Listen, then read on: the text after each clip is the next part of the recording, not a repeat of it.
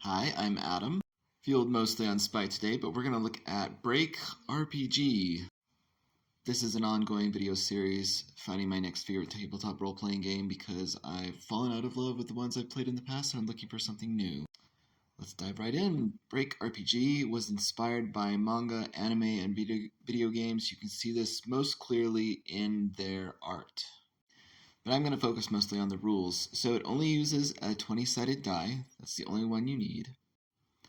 And a lot of the language that they use is a little different, but I'm going to be telling you what it is in sort of more D&D Pathfinder terms as well.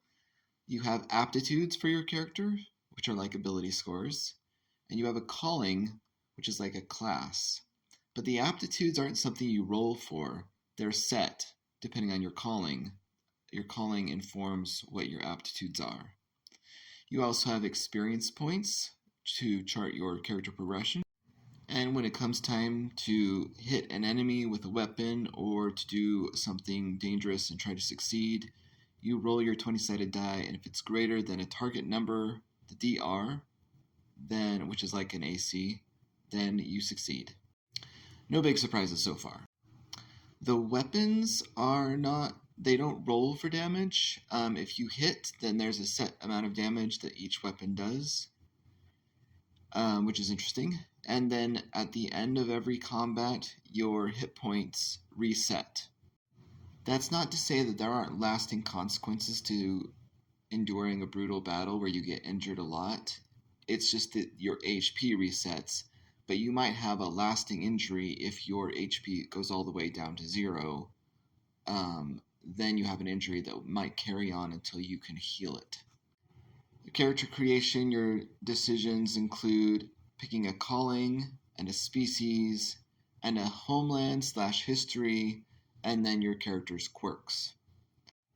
The callings have interesting names: Factotum, Sneak, Champion, Raider, Battle Princess, Murder Princess, Sage, and Heretic.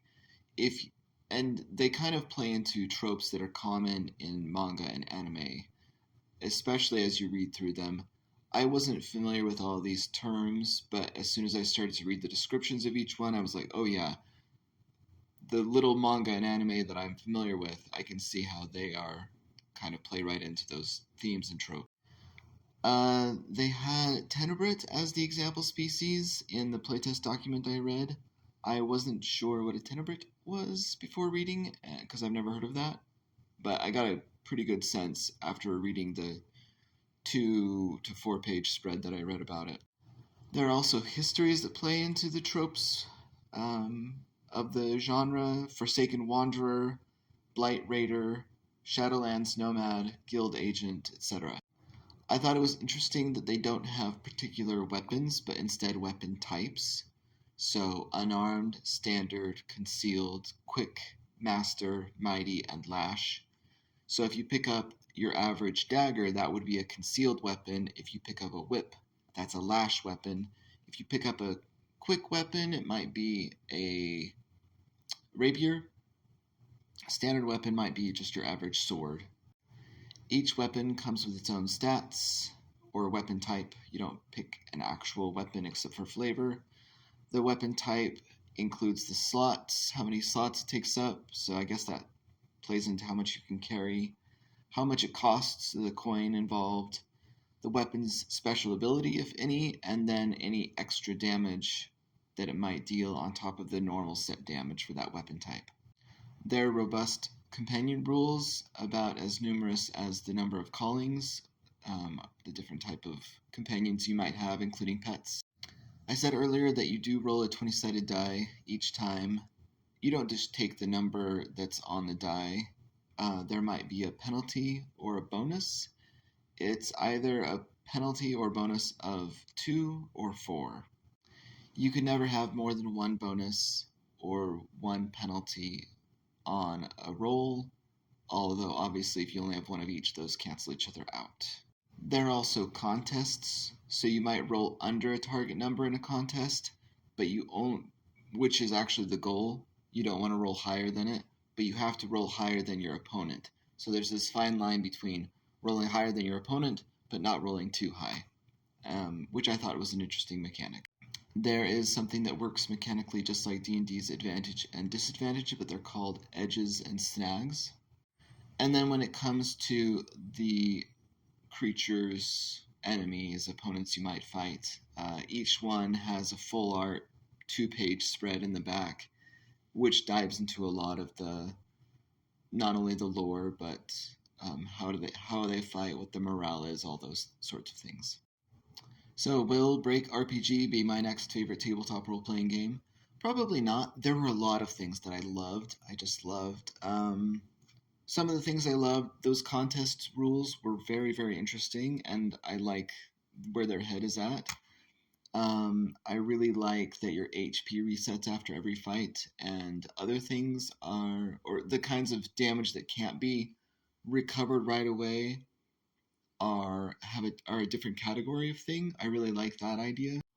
I like weapon types. So often you see in D&D and other games like it this long list of weapons and then armor and then gear. And there's not much daylight between two weapons that are sort of in the same category. And it's sort of like, why do we have, right, this one is AC 13, this one is AC 14. And it's just like, there's so little daylight between them. And then the other problem is just like, it's just overwhelming to new players. So I like that there are weapon types instead.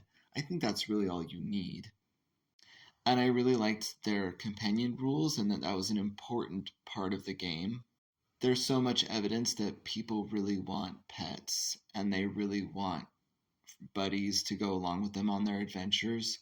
And so many games sort of add it after the main design, and it's ham-fisted and sort of clunky.